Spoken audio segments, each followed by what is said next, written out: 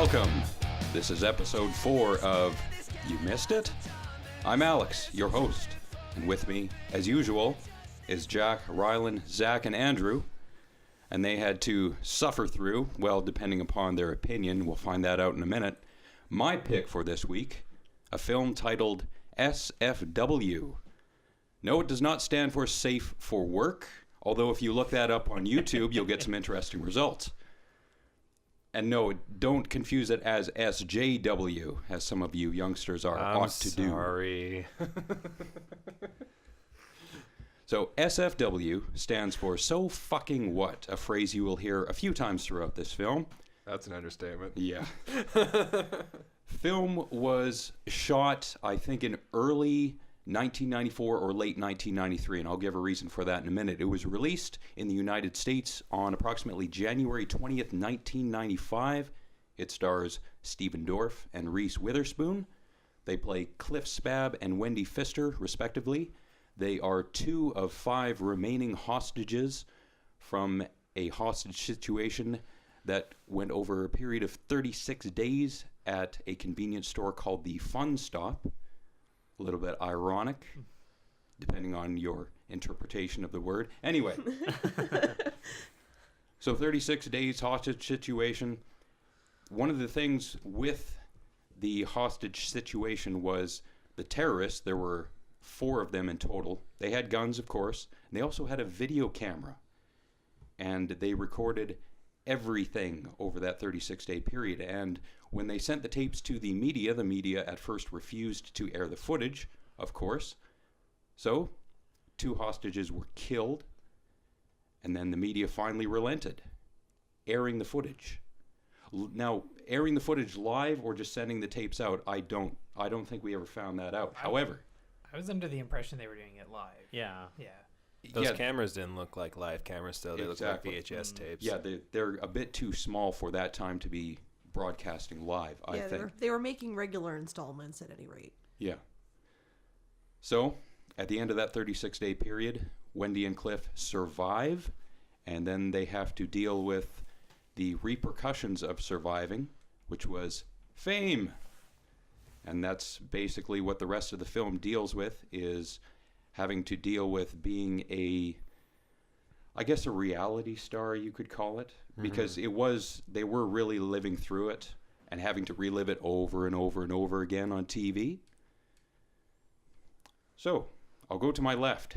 Jack, being a film lover that you are, what did you think of it, number 1, and number 2, were there any themes to the film? And if so, what were they?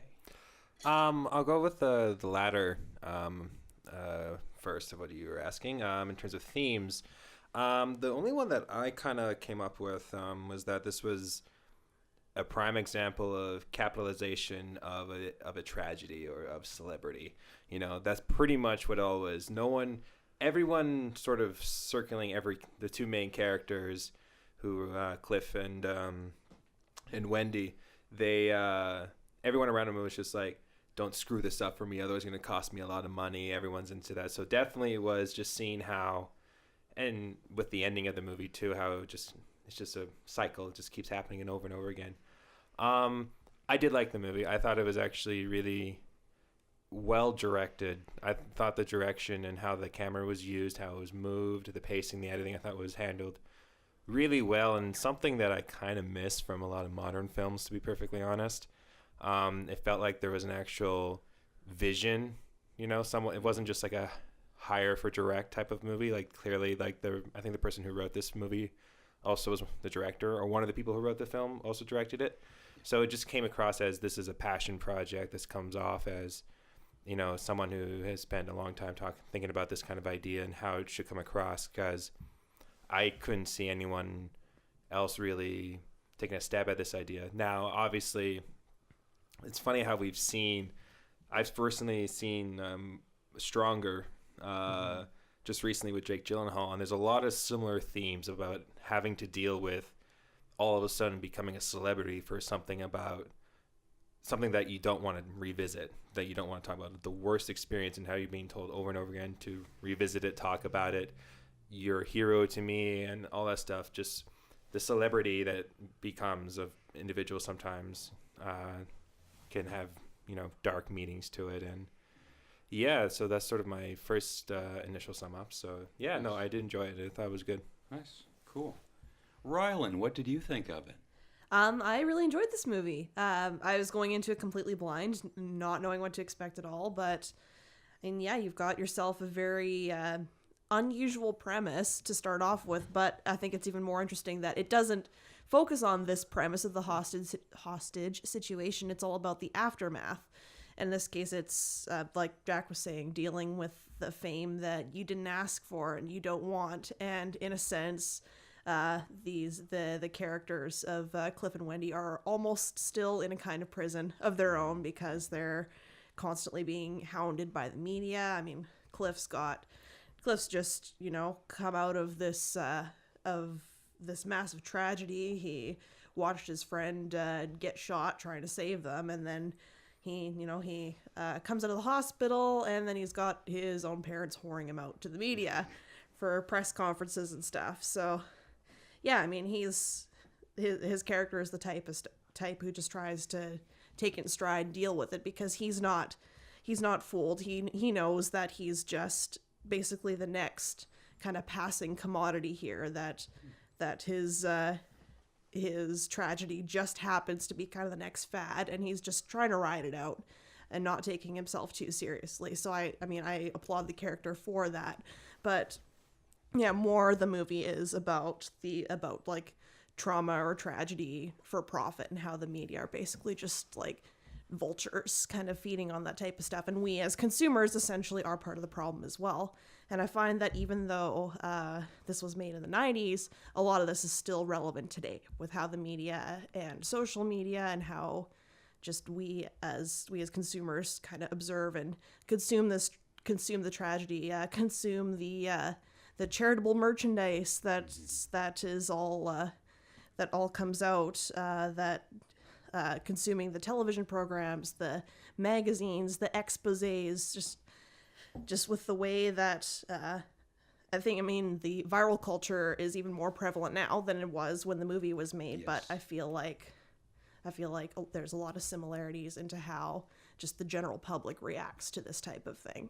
Mm-hmm. And it all starts with, how do you feel? And then shoving a microphone in your face, because it's always about emotion. How do you feel? Mm-hmm. Did you see that, more recently, I think it was, it was during the flooding in Houston. There was a reporter that tried to get a statement, basically said that it was somebody who's dealing with this natural disaster, and then one of the reporters comes up and just says, "How do you feel?" Yeah. And she loses her shit. I saw that video actually. Yeah, she's just like, yeah. How the she's hell like, do you think well, I yeah. feel? What do you think? This is the worst stupid time of my life right now, and you're putting a microphone in my face. And then it put the reporter in an awkward situation of either pulling the mic away and looking bad doing that, or letting her keep going, and it's also still awkward for her. So she wasn't in a good. She's obviously getting pressure as well to cover this as well. But that's it's a real life example. Get your of fucking that, right? soundbite somewhere else. Yeah. It's like that. We just want to hear it's bad. It's so bad. This sucks. You know that already. You're just harassing these people. Yeah, they have a narrative. They have an agenda. That's in the end of things. They just want a barely in context quip that they can put in their clickbait headline. That's really all. Exactly, mm-hmm. Because it's all part of the entertainment industry. Mm-hmm. Dan Rather said something to the effect of, when you're a journalist and you get away from the desk and you sit in front of a camera, you're getting out of the news business and you're getting into show business. Mm-hmm. So then it becomes over dramatized, and it's all about ratings and how much money you can make and blah-de-blah-de-blah-de fucking yeah, blah. Most people you see on camera nowadays, they're not technically journalists, they're more actors who know how to read lines well, because that's all it is. They're just reading lines that have been overproduced, overwritten to the point of you got to meet a certain guidelines, because otherwise you're going to lose sponsors, or get into trouble, or you're going to piss off the wrong individual because you just had an opinion and anything like that. So yeah, that definitely is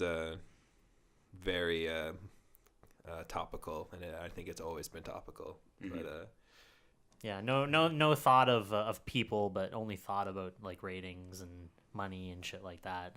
It's pretty much it. That's all that drives them. Yeah. And since you're talking, because you're a huge music guy and you're wearing an obituary shirt, yes, I'm gonna of course ask, what did you think of the film? How did it make you feel? But number two, what did you think about the music used? Because this is 1995 when it was released. It was being cut in 94. So there was a lot going on music-wise at the time. So they had a lot to pick from. And you got to hear Radiohead, and Soundgarden, and Hole, three examples.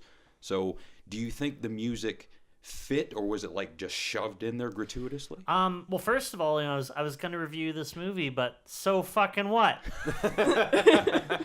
Out come the dad jokes. Oh, yeah. Ooh, baby. No, I really liked it. Like going along with the music and everything, it was very 90s. It was very of its time, but in a good way. Like I still like, how that era was represented and everything, but also how it's, still relevant today in terms of what they were talking about and everything. And I was going to say too that, the soundtrack I really enjoyed, actually. I thought it worked, not only was just really good in general. I liked the music they picked, but it worked well even with the story and stuff. Like when they played Creep by Radiohead, I liked how he was just kind of wandering alone and stuff like that, and kind of looking at this crazy world that's revolving around him, and he's just kind of so fucking what? Yeah, he's become a product and it springs up around him. Right. Yeah.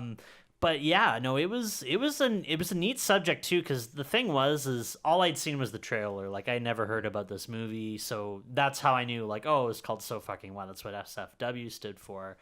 And I was under the impression that, funny enough, in the trailer, I don't know how I got this, but almost had the opposite view, where it was they were keeping people hostage. That's what I thought before I came into this movie. I thought Reese Witherspoon and Stephen Dorff were keeping people hostage, and they kind of set up this whole TV show kind of thing. But then I was very wrong about that. They were indeed the hostages. And then also the movie, doesn't sit in that convenience store the whole time too. It kind of flashes back to it, whereas I thought it'd be a typical 90s thing, where it's all in one location, and okay, we're gonna have this hostage situation, but it's gonna only take place here, which is a very 90s indie kind of thing. And I was surprised that it's that's just the setup, but the real movie is kind of after what had happened.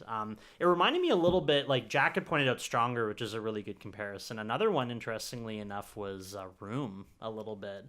How that one, it's all about somebody being in, obviously in somewhat of a different circumstance, but kind of similar, who ends up getting out, but the movie ain't over yet. It's the big part of the movie is what happens after. Yeah. Right? And kind of all the tolls that takes, and, yada yada, in a very different way, but still kind of similar, which I thought was really cool. But yeah, overall, I liked the performances. I thought the comedy was really good too. I was surprised actually how comedic it was, but I also liked how obviously the event kept creeping up, and obviously that would happen if you were in an event like that, something that tragic and crazy. Yeah, it's like PTSD. Exactly. Yeah. But yeah, no, I thought it had a really neat vibe to it. Yeah, I really enjoyed it overall. Nice. So that's 4 out of 5 of us who either liked or really liked the film. So now it's time for the black sheep. Andrew, I know I know this wasn't The Little Prince. It wasn't it wasn't the nicest movie, and it wasn't And Justice for All, so it wasn't the smartest movie, and it wasn't A Simple Plan because it wasn't the most dramatic movie all the time. It may have had some moral messages, or at least suggestions of which. Yeah. But I wanted to know what you thought of it as a 90s film, and I say that because I'm the old codger of the group, so I was lucky enough to see the trailer on TV in 1990. It was either 94 or 95. So what did you think of it, considering the other 90s films you've seen? And is this something that you yourself would recommend to people, considering some of the films you really like, some of your favorite films? Would you tell people, hey, you should see this film, or would you just brush it off and say, I saw it, didn't really like it? Okay. Answer those kind of one at a time. Sorry, it's rapid fire. It's like the media. How do you feel? I don't know how to process this. I still kind of processing it, but for me, it felt really at home in the 90s to answer that question. Yeah, it definitely felt really 90s. Like right away, that's why I think I asked right at the beginning. I'm like, when did this come out? Okay. And you're like, oh, 94, 95, you guys were saying. And I was like, oh, yeah, that makes total sense. Because that's what immediately I got that vibe. I can just tell, having grown up in that era. So yeah, it absolutely fit the 90s, which is why I'm used to things that came out in the 90s. So I can kind of, I can handle that style. There's no problem with that. It kind of just brings me back in a way. It wasn't really the style so much. I'm probably the least stoked about this movie out of everybody here, which is funny. I don't know why you're like, oh, the black sheep here. Like, I don't know how you knew. I kind of got some vibes was- from you too. You kept looking at me during the movie, and I was like, huh. Okay, I wonder if he's liking this. I saw the themes were there. I understood them. I understood. It also one that I don't think you guys hit upon, but didn't talk much. It was the end of the film anyway. But the idea that you can turn any event, any public event you can turn people into celebrity that way. So basically, her at the end, they what they are or what they were doing doesn't matter anymore. It's the public discussion that makes them celebrity and ends up making it becomes more about the conversation and less about the person. Like, she was just crazy. I think the woman at the end was just kind of nuts. She's clearly just straightforward. You're like, yeah, she's just a criminal. She's just an insane person. Yeah. She just shot this person. Like 9 times out of 10, case closed. But they politicized it. They made it this whole media, like, this story. And I like that. There are elements that I do find that are relevant to today. I agree with that. I also like the way that it treated post-traumatic stress. It was a pretty good representation of that. I thought, people keep bringing things up. They keep, they did it in a comical way, which I did appreciate. They had like TV movies. You literally had Gary Coleman. Yes. It was funny, right? So they kind of made you laugh at it, which was in line with the character. So those things I appreciated.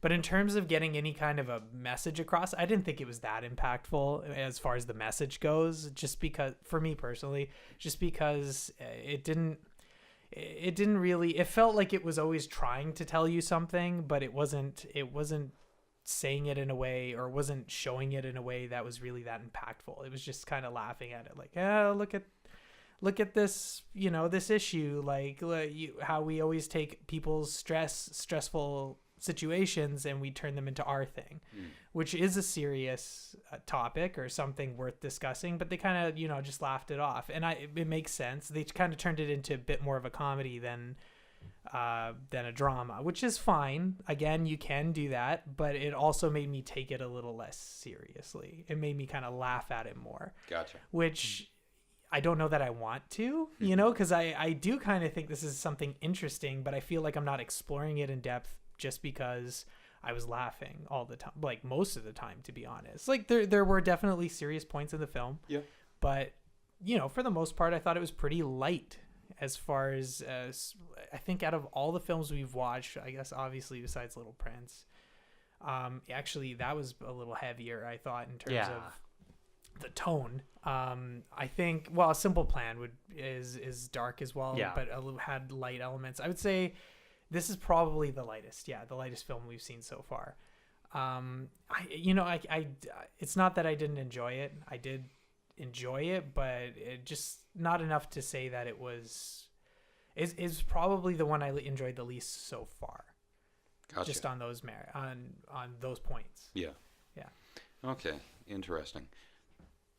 So this is not my favorite film, although I do have the DVD, and I'm not one for buying much in the way of CDs or DVDs at this point in my life. Like, that was in my early 20s. I think it was like I was 25 or 26 when I bought my last CD or DVD.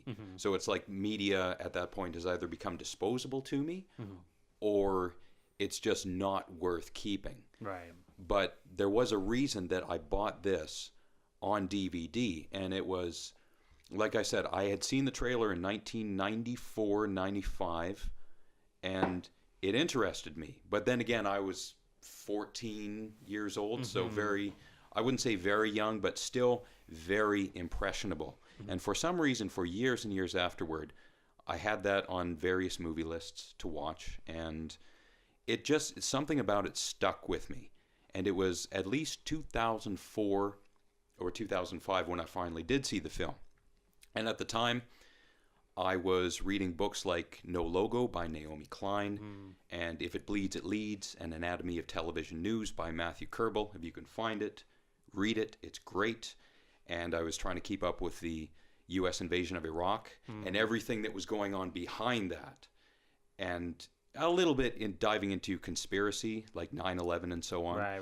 So my little peephole of a view on the world was widening at that time. And it was at that time that I saw S.F.W. And it really spoke to me the way that I think the film looked at the media and how they treat people as potential products to boost their own ratings, and how to me how disgusting that is. Like, people are not products. You're not here to ask people how they feel and then just blow up their story and expose them and use them and throw them away. That's not what journalism is about, at least not to me. So I really like the film, but again, it's not my favorite film. I'll watch it every few years to get a laugh or to remind myself not to take the media in this day and age very seriously, because they've got sponsors. They're corporate shills, in my opinion, in my conspiracy opinion. So I don't think they're really hiding it anymore. No. I think it's any sort of veil that they had, or little curtain that they could pull behind them to hide all of the behind the scenes. Yeah, Wizard of Oz kind of thing. Yeah, like that curtain has been burnt down. Like, for the most part, like everything is scrutinized nowadays. Everything is pretty much under the microscope per se. And yeah, no, I think this movie, I do think it's something that, because of how things have not changed, I think this helps this movie feel, even though it was made in the 90s, and you can tell it was made in the 90s, even like going off what you were saying, Andrew, how like it played it a little light, and I get where you're coming from, but I think that's a bit of the product of the 90s and how most films were Free flowing. Yeah. It was during that time, like this movie to me was almost like the response to the grunge movement. I was just about to say, yeah. Like all the characters with the shaggy hair and the I don't give a shit attitude, and like we're screw it, the cynical look on the world. Yeah. And the counterculture that dealt with, how you see they even saying out the Reese Witherspoon character, you're this person, and all there, the Cliff is like this person and all that. And I think that's still, keeping that divide is still very prevalent today. And I think they showcased that, I think, they really well. And it was funny, like, how you have these two lead characters, and I still don't think you really, it's almost a measure of the film, you still really not know them that well. Yeah, and I think that's the idea too, right? I mean, it's the fact that, like, kind of touching on what Alex was saying, that they're kind of like products. Really, that's kind of what they've thrown them out to be in a way, and they're just kind of exploiting them. So it's like you kind of know like a very little bit about them. I mean, like obviously the tragedy that happened, you find out kind of like full flesh, like what all went down, even though you kind of know early on. But other than that, it's just kind of them going through this like crazy whirlwind of like the media and just like the world around them, like obsessing over them because they were like put on TV and shit like that. I also wanted to touch too on you were saying like journalism and the fact that like they make everybody products and things like that, and they kind of exploit them. And I think that's even worse, like far worse, like from people who've gone through like a tragedy, because people do that. The media does that in general, but like even people who've gone through like a major disaster or a tragedy or something like that, like it's kind of nuts that they're just kind of like, oh, you know, how do you feel, you know, and stuff like that. Yeah, people are an investment at that point. They're Yeah. a product to be invested in because you can exploit their feelings and their story for profit. So Yeah. you take the case of S.F.W, like Yeah. TV, movies, maybe even a book deal. I don't think that was mentioned, but the possibility But was it there. makes sense. Three Yeah. TV movies. Yeah. They had Yeah, it was three. and only one was One- authorized. But one So- thing Was it the Gary Coleman one though? That's Probably what I not. want to know. So So damn freaking what? So damn what? God damn. That killed me. That was probably some of the funniest shit in the movie. So damn what? Yeah. But one thing that I found interesting is that the character of Cliff S.F.W is not something. He's not anyone that the media would have given two shits about in any other context. Like, he's 20 years old. He's just like a young guy. He's kind of a low life. He works at a burger joint. He spends his spare time smoking and drinking. He's not doing anything at this stage of his life. So he's not somebody that anybody would really care about until suddenly this happens to him, and then suddenly, ooh, cha-ching, cha-ching. Yeah, like the character of his best friend Joe was the example of that. Of like, he's a low life, no one gives two shits about him. And since he's dead, they're not going to put two shits into him. He's Exactly, just- you can't market a dead person. So. Yeah, exactly. Especially someone who, like, obviously, like, they were even saying, like, during the watching of the telecast that, yeah, no one gave two shits about you. They only cared about you and all the stuff you were saying. And, you know, Reese Witherspoon saying, like, you keep saying all this stuff, but I don't really think they know what you mean. And Yeah. that little statement goes so far in comparing a lot of things, not just you know, how people can, you know, dissect and twist words around, but also just movements, you know, in general, people following things just because it's either the it thing or they think it has greater meaning, or, you know, it's because they think it's the right moral thing to do, but really they don't know anything about it. You know, they're just going at it face value. They just read a shirt, they read a quote, and they think this means everything. This will explain all their problems, and it doesn't. Yeah, they think they know everything that they need to know because they saw it on TV or whatever, and they think, they think they know these people now. Like some of the reactions of like fans and crowds, mostly that couple in the elevator though, that they meet on their way up to their party, and you know, he's just kind of, you know, trying to just do his thing, I guess, get through the semi-awkward situation. And you know, he's surrounded by all these people who's like, oh my god, that's like so S.F.W, that's like so you. And he's like, all right, sure, like I guess it is. Yeah. Even though I have no idea who you are, but I guess apparently you know me. Like Yeah, it's funny, like, how little he actually changes throughout the whole movie. Yeah. Like, he doesn't really have an arc. But again, I feel like that, like my point, it relates to celebrity worship anytime, but still valid today as well. It's like we think we know these people based on what we're seeing. Like, it kind of gives us access to their identity as well. But I mean that's what the media wants, because that makes us more avid consumers of it. But Yeah. it's really just.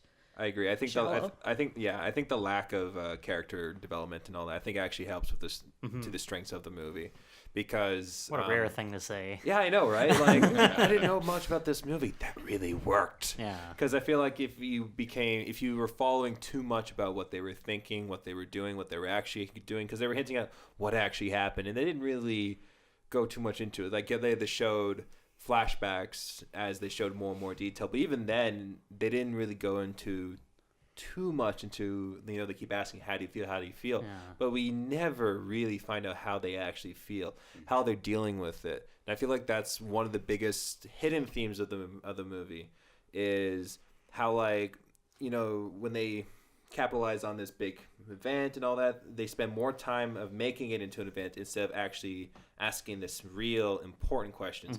How are they all feel? Like, you know, they ask how they feel, but actually mean it. Yeah. You know, like, I loved when he's on the bed in the beginning and the camera's cutting back and forth from all the talking heads, all, you know, saying different things, like, especially the therapist at the end. And there, she's like, you can talk or not, but talking's good.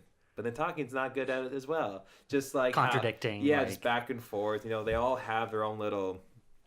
Again, they all have their agendas of when something like this happens, because it's sadly not an uncommon thing to keep happening. Like, you bring up Room as an example, Yeah. and I can just remember I don't know how many stories there have been of like women or children or whomever has been kidnapped for like 8-10 years and all that. Then when they're released, just every, Nancy Grace or whoever you can bring up, just talking to them, just asking them all the questions, being sincere, but you can tell it's fake sincere because they're again, it's all for the cameras. It's all show business. I used to put it, Alex. I was gonna bring that up. There was, if you remember, the first interview. I think it was the first interview with Wendy Pfister. The interviewer, he says, "We're going to spend an hour with Wendy Pfister in the privacy of her own home." Then he asks about SPAB, and her first response is, "I must be very careful what I say about SPAB." You hear those exact same lines at the end of the film when he's interviewing Babs Weiler. And interesting to note, the actor's name is John Rourke. He plays 5 characters in the film. Phil Donahue, Sam Donaldson, Ellen Dershowitz, Ted Koppel, and Larry King. I knew it. I knew I recognized because I was like... Larry King and him, I noticed kind of look similar. I didn't catch the other three. The Phil Donahue, I was like, okay, something's up, you know, with these guys. But I didn't make the connection that was played by the same guy. Okay, that's pretty cool. Testament to that actor. He fooled me there. But I could tell, like, okay, there's Phil Donahue, there's Larry King, and then I don't know who the guy with the goatee and the obvious, bushy eyebrows that are just drawn on and all that. I think that was Sam Donaldson. I'm not sure who that is. Not sure. Maybe in 90s, famous. Yeah, I don't know. Those, like the Diane Sawyer of the day, or something like that, who just have the one-on-one interviews. Those Barbara Walter ones. And they're just like really deep, but like and everyone cries and all that. So that's all it's for, really. Yeah, it's really all getting for emotion out. Yeah, just to show, these actors are human. Yeah. These people have some humanity. Yeah. But there are 2 conclusions you can draw from that alone, that one actor playing 5 different characters. Number one, if you're a casting director, you ask actors to do their best impressions of other characters in the film so you can save on having to audition other actors. Right. But number 2, it was Conan O'Brien, I think it was last year or the year before, he had played a series of clips that were cut together of local news saying the exact same thing from the exact same script. I don't know what they were going on about, of course, but the exact same lines, verbatim. And that's actually done pretty regularly on any political satire show. So if you look at Last Week Tonight, with John Oliver, or you look at Stephen Colbert, who, even though he's doing late night, he's still very politically charged. You look at guys like that. There's Seth Meyers, too. Seth Meyers is very, as a late night is kind of picking up the mantle when it comes to political satire, actually.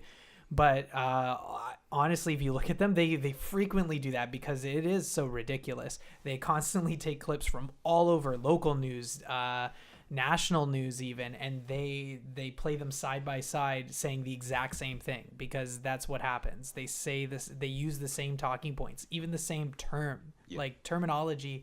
They'll use whatever a certain party wants or a certain term that a certain political view wants them to put forward, and you'll see it repeated. So that happens frequently. Like I've seen it as recent as this week. Yeah, no, it happens constantly. Wow. Yeah, just the memos that get sent out, from whatever higher ups, they'll send memos out to all the, spokespeople or talking heads, and you're like, say this, don't say this, this is the direction we want to go. If they ask you this, go here, all that stuff. So, that doesn't even just work with, with political candidates. This works with, talking about, the environment, gang violence, housing issues, anything in the news. They have a set guidelines of how to deal with such issues because we've been dealing with this 24-hour news cycle for decades now. Yeah. So routines pop up and patterns always pop up of how to deal with things. And, people were sick and tired of it then, but it's still happening. Nothing's really changed. So, well, I disagree a little bit just because I think we're constantly referring to mainstream media, to how mainstream media handles the news, which I understand. It's a machine that's been built up over years, but nowadays there's been a disrupting force in everything being available online and so many voices being available online. It's kind of led to the splintering of news media in general, how people get their news. So now there's so many sources. So it gets to the point, And again, you're seeing that it's very topical now just because, the whole fake news movement and all that, where everybody's just constantly shouting that, to be honest, at anything they don't agree with, Exactly. which is the wrong way of doing it. But at the same time, they took something that was kind of factual, the idea that there's so much news out there now. A lot of it is fake, but there's a lot of better than mainstream news as well. There's news all over the place where some of it is very good and some of it is just awful and not true. Oh yeah. The mainstream sits somewhere in the middle where they're kind of, again, they've been built up as this machine that has to listen to certain, special interests. However, there is news out there. I think it's very different because when this film was made, there wasn't news like this. You couldn't go out and find reliable news or find a source that you really trust and follow them. It's nowhere you near only as- had so many options, right? So I feel like it's very much is a different time.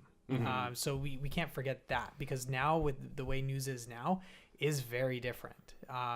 Mainstream media is largely the same, and I think that's part of the problem. There's just a lot more. Yeah, no, I agree with you what you were saying there, Andrew. I didn't mean to consolidate everything into one pile, but I do feel like, because even going off your point, how it wasn't as big as it was, say it is now. It's just, back then there was one, maybe two 24-hour news channels. CNN was the big one. Yeah. Yep. Now there's Everybody. pick a country. So it's just there's so many, and how it has been. What's the word I'm looking for? Has been commercialized? Not commercialized. It's more stagnated. It's very just, everything has sort of been, desensitized. That's the word I'm looking for. Because there is just so much of it out there now. Yeah. And I do feel like, there's the odd ones who, stick to their actual... Sorry. It's all good. We'll just keep that in for Andrew. Biggity bam. My bad. Yes. I do feel like it is still a huge... I still feel like even the smaller companies, even the ones that are not as mainstream, no matter what they say, what they do, I feel like it is still... Everyone has to follow certain guidelines and restrictions, and they follow an agenda, regardless on what issue you're pushing. I feel like that is still... across all boards with media and journalism in all realms. I think that's only gotten worse, and I feel like it's peaking right now because it's everywhere, and the good ones are actually trying to get their voices out there, but they're being drowned out by the ones who are just spewing out nonsense. And I think this movie is just sort of like another, we've seen, as we said, we've mentioned other movies that sort of have dealt with this issue of the media commercializing over tragedies or events or criminals. Natural Born Killers comes to mind as well. Oh, there's a lot of movies in the 90s. It was actually kind of a big thing. You have Ed TV and even Truman Show and stuff that. There's a lot of them where they're like, oh, we're going to follow this subject. And it was a very common kind of thing. There's even some French movie. I think it was the first one to do it, and it was 91 or something that did. I don't even know what it's called now, but this one was a little different because it obviously didn't involve it kind of involved following one person, but they were mainly following the tragedy and stuff like that, and just kind of exploiting all the people that were involved with it. It was a French film. It was, I think it was from 1993. It was filmed in Yes, black and it white. was. It's called Man Bites Dog. No, not that one. But I like that one. I do like that one. That one's crazy. And there's more. So you see what I mean? Yeah. You see what I mean? There's a black and white French film. It was a thing that Same- decade. No, it was some Quebecois movie. Oh. Okay. So it was just about following this one guy in his everyday life. So it's kind of like Truman Show a little bit. I don't remember what it's called now, but it was kind of neat too. Yeah, the 90s seem to have that down. You know, I think it wasn't. I think it almost was an answer to when it peaked with Truman Show. And stuff. with reality TV. Yeah. You know, the 24-hour news channel with CNN. I think those were all responses to that, and now we're living in the internet 24-hour news cycle with all these different channels. Even beyond that, I mean, I got used to that having access to news on the internet all the time, but it's gotten even worse to the point where I don't even bother. I don't care about being on the, up to date as much as people feel that they need to, just because I don't need to know something instantly, if I need to know it, I will know it. I will find out, it will become news. It'll get around. Right. But because of Twitter, that's just beyond me, because that came at a time when I guess maybe I was just used to the way that I consume news at that point. And now that's a way for people to get news in a much faster and more reliable way than reliably consistent, I suppose, than the news, the actual news, or even searching online, because it's a feed where people that you follow, information spreads ridiculously quick, so you can find something out right after it happened, like within seconds of it happening, just because everybody's got a cell phone. A lot of people have Twitter, pretty much everybody has Twitter, and they could tweet it, you could snap it, you could do something like that. There are just so many ways to get it instantly now. I still haven't myself gotten into that or figured out a way to get into that, just because I don't know, it just seems exhausting to me. And it puts you in a bad head, like in a bad space in your head, just because negativity, like so much constantly. negativity, because the world is a really messed up place, and to have that constantly on your phone or something that you're reading, I got to the point, I think it was last year, where it just put me in such a negative headspace that I noticed, and I was just angry or pessimistic or upset for like a good portion of time, and I realized it was just because I was consuming this negativity. So you do need to disconnect big time. And like this movie's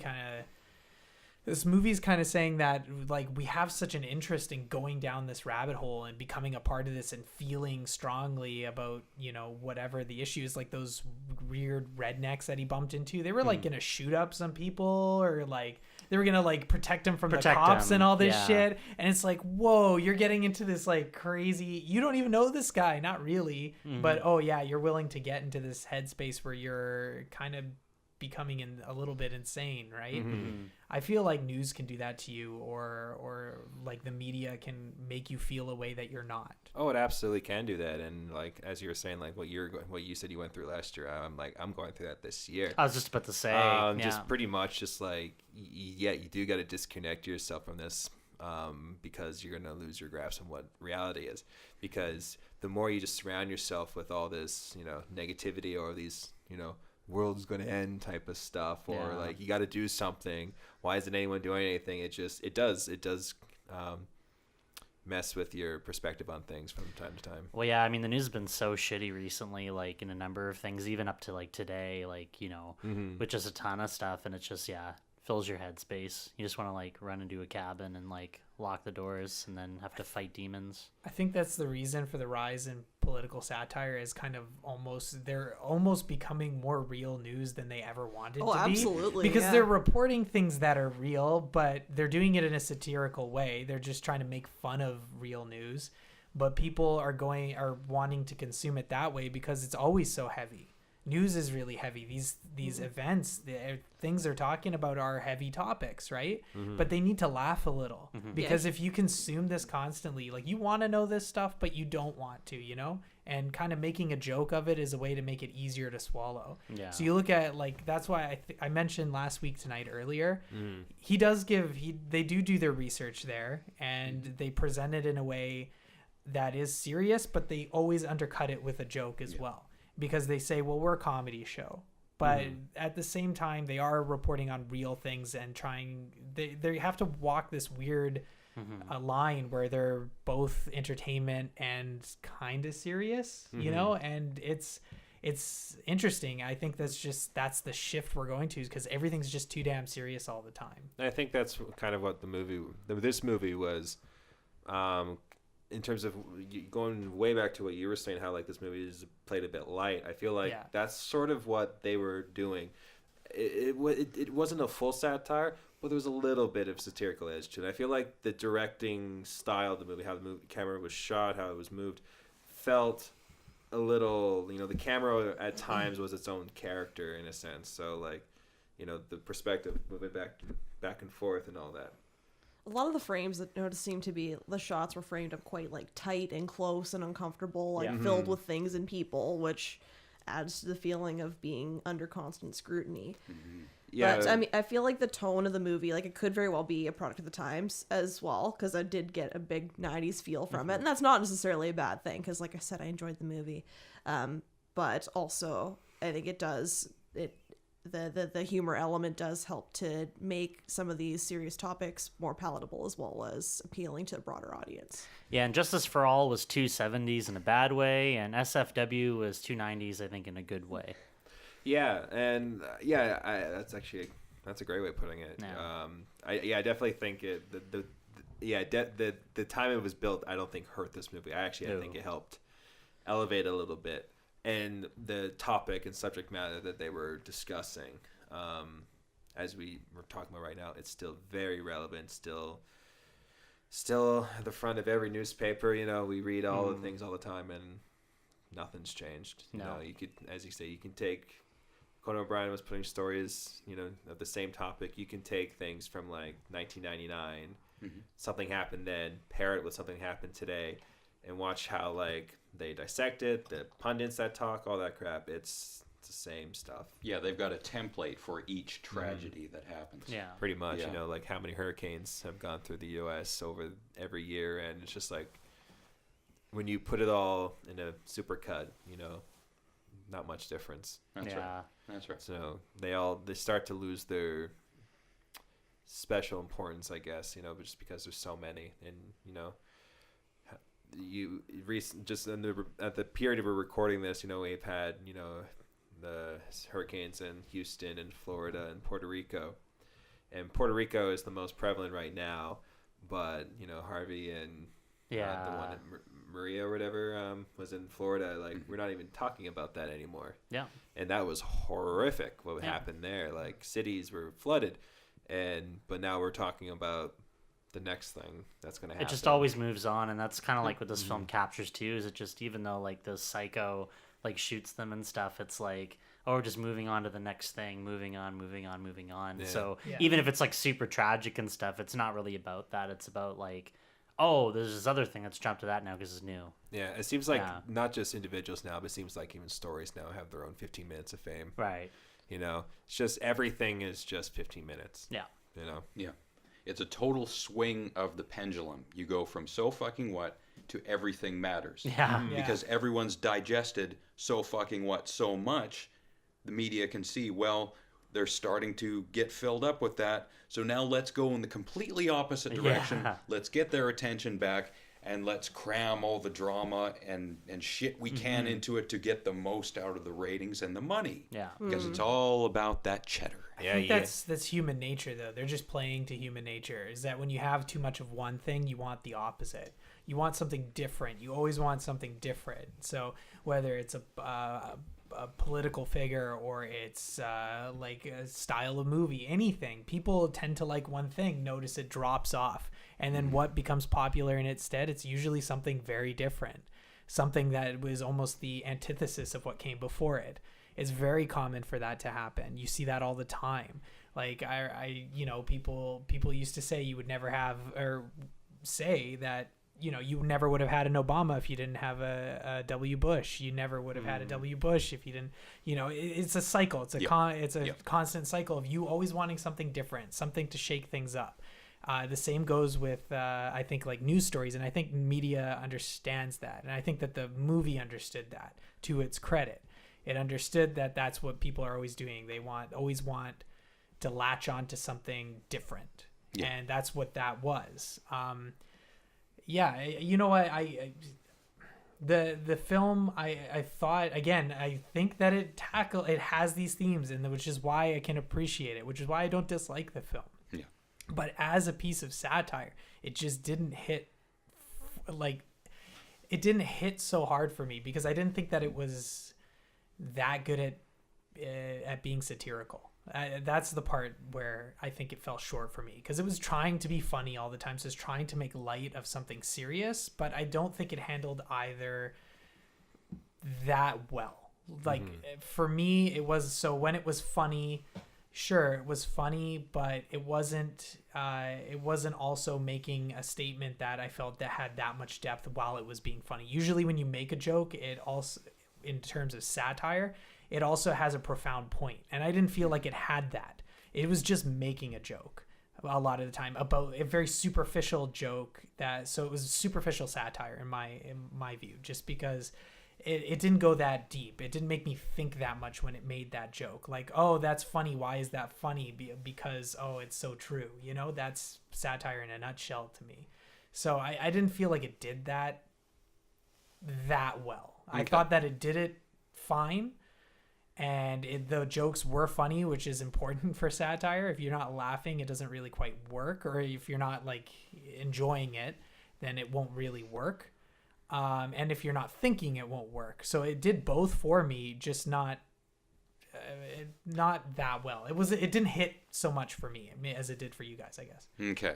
So satire is criticism in a funny way, and kind of giving examples of that with jokes, perhaps. Yeah, it's depth wrapped in some kind of a joke, in a wrapper, some kind of a wrapper, basically. You're trying to give somebody something to digest that's difficult to digest in a way it makes it easier. Palatable. Right? It makes exactly. Satire makes difficult topics palatable. That's a great way of putting it. Yeah. A spoonful of sugar makes the medicine go down, as the old saying goes. Exactly. Medicine is disgusting. Yeah. So I appreciate the film for attempting that or doing that, because I don't want to say it didn't do that, because it did. But the effectiveness to which it did that for me is hovering somewhere around like the 60-70 percentile, like how effective it was. Gotcha. So it didn't quite make it there for me, Yeah. which is why I just can't be as enthusiastic. Yeah.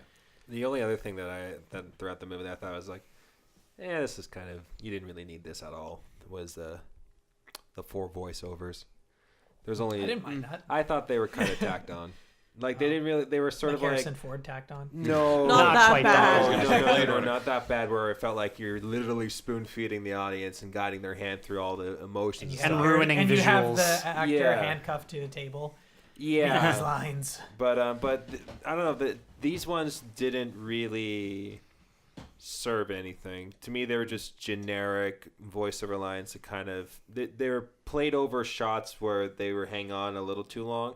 I feel like they were just put there just to kind of keep the pacing up. Probably. Not really to serve a true story function or anything like Right. that. And the stuff he was saying were very just like, okay, we could have guessed that's what you were thinking. I honestly forgot there was even voiceovers. Do you see what I mean? There was Same, only yeah. that's why I mean like that you didn't need them. They served. Yeah, only the one in the beginning kind of really like registered. I didn't even Yeah. notice there were 4 in total. Yeah, and that's what I mean. They just came up like every 20 so minutes. I said they only came up like when he was walking to his friend's place to see his Right. sister, and he's just like, we grew up from a block away from each other, and now he's dead. Waste of life. It's like we knew that. It's probably a pacing thing. I think you're dead on. It's Yeah. probably just them Well- trying to fill the gap of like, oh, why just have him walking when we can like have him like say something. Yeah, and then there was like another one with near the end when he's talking more about him and Wendy, I guess. Yeah. Or again, just it didn't really matter. If you really were to kind of keep the voiceovers throughout the narrative, you would have had an ending one, but there wasn't. If you're gonna have one in the beginning, so. Well, to be fair, though, for most of the movie, he is not allowed to see or talk to Wendy, who is the only other person alive on the face of the planet Earth who knows what he's gone through.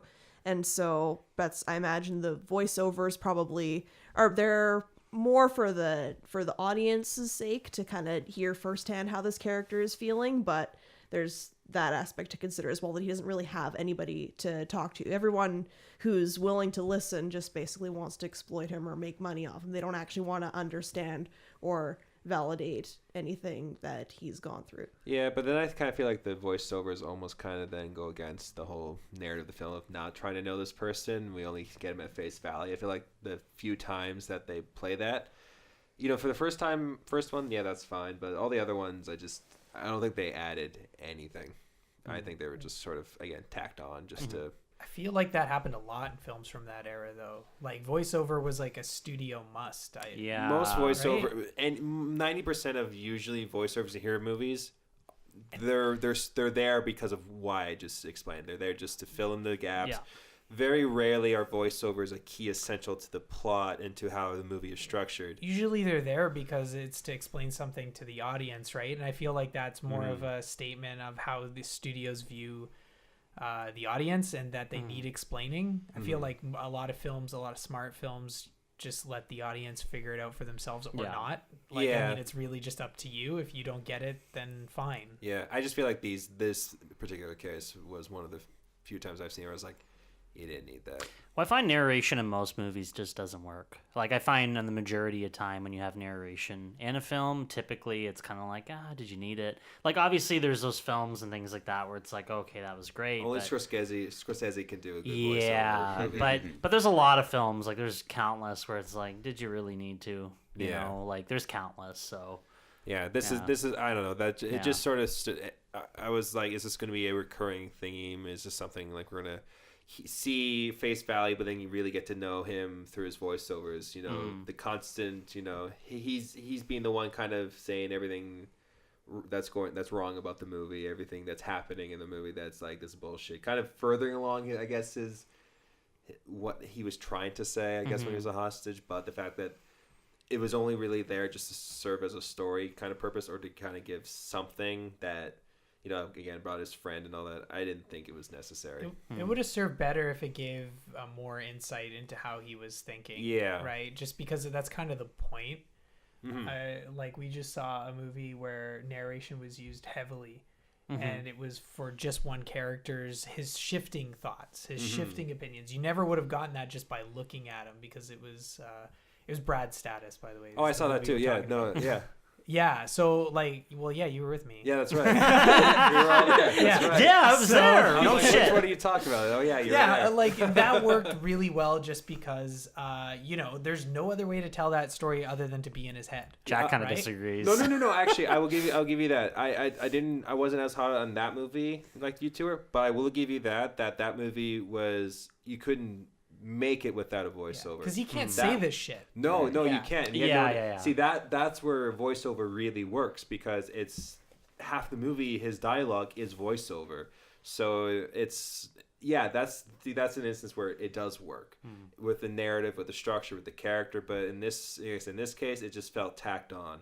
Well, that's exactly, I think, the thing you need with narration is you need a purpose. I mean, obviously, if it's just filling it, well, then it can be kind of noticeable. But if there's an actual purpose, like with the character in Brad's Status, you know, it has a purpose of being there. If it's just describing what's on screen, that's infuriating. Yeah. Yeah, which is kind of, I mean, I didn't quite do that in this one. He did give a little bit of insight, you know? Yeah. But, like, he was also just kind of describing some pretty basic shit. Yeah, exactly. Yeah. Yeah, just, I don't know. That was one of the few things that came up. I was like, eh. That's, again, if you're looking, right? I mean, that's... Oh, I wrote that after just the second voiceover. I was just like, voiceover necessary? Just, I don't know. And then there was like one or two more. And I was like waiting. I was like, no. Nope. I stand by what I said. That was stupid.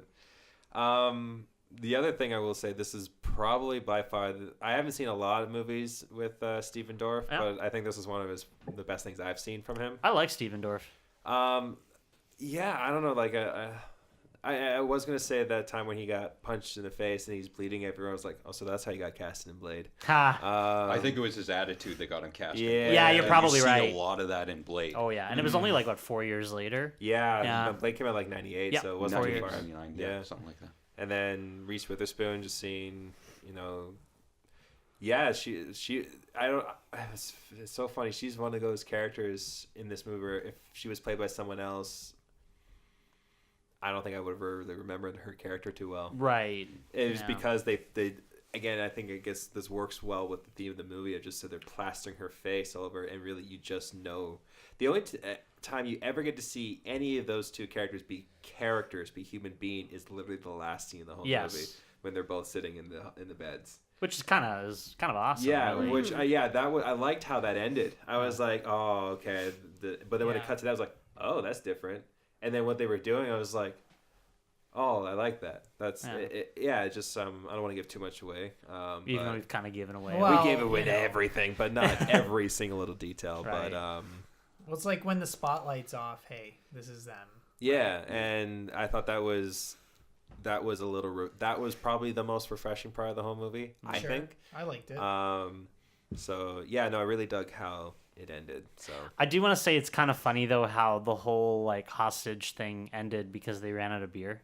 That was such a true statement. He said when he just said it, the reporter asked him, "Like, can you explain what happened? We ran out of beer." Like, yeah, totally. just lying. and it's funny too when you actually now that you mentioned that we had a beer, it's like okay, they were in there for 36 days and they got held up in a liquor store. That's a lot of beer. No, it wasn't a liquor It was a store. convenience It was a store. convenience Oh, I thought it was. It's America. Fun stop, Oh, dude. right, Liquor yeah. stop. Right. Yeah. Sorry, I'm not used to. Wendy was 17. She shouldn't have been in a beer store. Okay. No. Yeah. Okay. Sorry. Yeah. And Wendy Pfister, the character that Reese Witherspoon played, actually Reese herself was either 17 or 18 at the time of filming, depending on when it was filmed, late Oh, yeah. 93, early 94. And the character of Cliff Spab was supposed to be 17, but when they cast Stephen Dorff, Stephen was 20 at the time. Right. So they changed the age of the character to 20, which Okay. makes a bit more sense considering Yeah. the amount he smokes and drinks. Sure. Yeah. No, it was nice. It was interesting seeing Reese Witherspoon in a movie before. I think her breakout movie was Fear, right? There was a lot of Mark movies she Wahlberg, did yeah. in the 90s. Yeah, Fear was one. She also did Election a little after that, like 99. Oh, with Matthew Broderick. Yeah, Right? Alexander Payne was the director. Right. Yeah, they did that one too, and then of course Legally Blonde. That Well, was that like, was the big one. the That big was in one. 2001, though, Right, so yeah. this is like a long time before that. Yeah. So. It's Yeah, not- and then fucking Toby. I was just Tobey gonna say, Maguire. let's Oh, my not boy, forget my Tobey boy. Maguire's standout Oh, performance. Yeah. and he was also breaking out those around two are that good. time too, because he was in Fear and Loathing in Las Vegas. And, That was 97. yeah, and I was gonna 98. say like I was gonna make a joke about like how he's in like all these drug movies, Yeah, or he's like the- always like I think Tobey Maguire's first movie was The Wizard, with Oh, the really? Nintendo. yeah. Again, Wow. just he's just standing there in like next to like who's the guy with the power glove? What's his name again? I forget now. Lucas. Yeah, Yeah. Lucas. Yeah, he's just standing next to him and all that. So, and he's much younger than him, but seeing him in this, I was like, we both all recognized at the same time. Sure. Like, oh shit! And then he's just like complete stonehead. I was like, yeah. Completely insane. It was was so like- great. That was probably the funniest part of the movie for What me. Yeah. was the friend playing Joe, the actor? Is that the guy from Children of the Corn? You know, Outlander. Oh, it could have been. I mean, because, yeah, he kind of looked the same. And to be fair, like, Children of the Corn was not that long before, was it? No, that was And he was, like, the older kid in that was, group. He yeah. was, like, the much older than the other ones. He was kind of, like, probably, like, late teens or something. yeah. So it would make sense that, like, oh, you give it a couple years, and all of a sudden he's, like... I don't know. Children of the Corn was right around that time, though. I can't remember. I almost want to say it was even the same year. I thought it was No. 94. Children of Corn was in the late 80s. Was it? Yeah. Oh, 'cause okay. Maybe I thought it was actually- early 90s. No. It was much earlier than that because you had Linda Hamilton in Yes. it, and I think Ted Danson. Yeah, I think so. I think so. I I thought it was early 90s. can't remember. But I mean, if it was early 90s, then it probably wasn't. But if it was late 80s, that would make a lot of sense. Yeah. Yeah. But no, he's the only actor I was like, who are you? I don't know. Yeah. And then there were the ones I didn't know, but you know, Yeah. he was the one I just kept saying like, I've seen you before. I've seen your weird lips. Where have you been before? I always look for the lips. Yes. It's like a young Hollywood Mick Jagger or something. Oh my God, yeah. Oh, that's actually great. Yeah. Yeah. All right. So, there you have it. S.F.W., January 20th, 1995. Stephen Dorff, Reese Witherspoon. Go see it. I was the only one out of the 5 of us who had seen or heard of it. The film grossed approximately $63,649, Oh, which, jeez. yeah, in total. Oh, did it make some video back at least? Damn. I have no idea. Oh, how much was the budget? Sorry, have you found that out? No, I don't think It'd that probably was be like revealed. 2 Probably- million, Yeah, 3 I, million. I don't see even this know if being it a- went that far. Yeah, I don't Even think- even so, though, even if it's in that range, like to make that much, like clearly didn't make nearly enough. 63,000. Whew. Yeah. Yeah. So go see it. Like I said, I was the only one out of 5 to see it, so that is number 1, why I thought it was underrated. Oh, sure. And why it should be seen. There's an old saying that 1984 was not supposed to be an instruction manual. Yeah. And in much a similar vein, S.F.W. was not supposed to be a template for how the media portrays real-life tragedies. But be like Cliff Spab and say, so fucking what?